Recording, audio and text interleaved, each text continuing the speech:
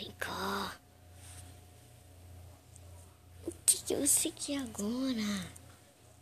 Eu quero te mostrar uma coisa. Como assim me mostrar uma coisa? Sei lá, vem cá. Ai, não dou. Qual é? Ai. Como é que você tá aí, descornezinha? Não me chama assim. Me sono.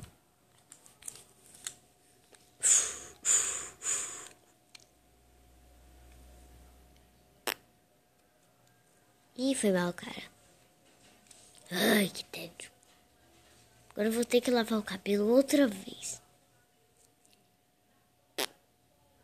Bird! Desculpa. Vai cagar em outro lugar. Hein? Ele tá louco, gente. Não liga. Senão ele vai matar alguém. Mas não vai ser eu. Vai ser o Bird. Totalmente Bird. Ou a filha dele. Ninguém sabe. Meu olho. Parece que meu nariz. Agora vamos com ele aí de novo. O doido. Não me chama de doido. Você é doido mesmo?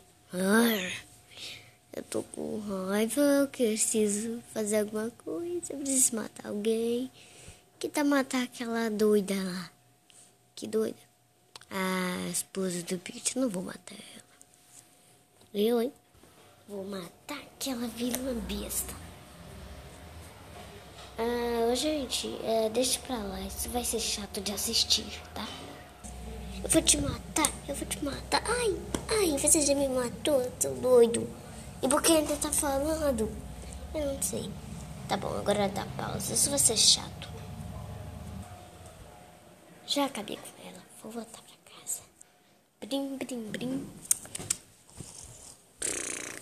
Eu tô com sono.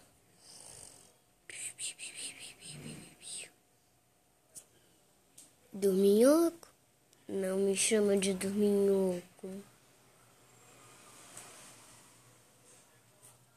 Eu, hein?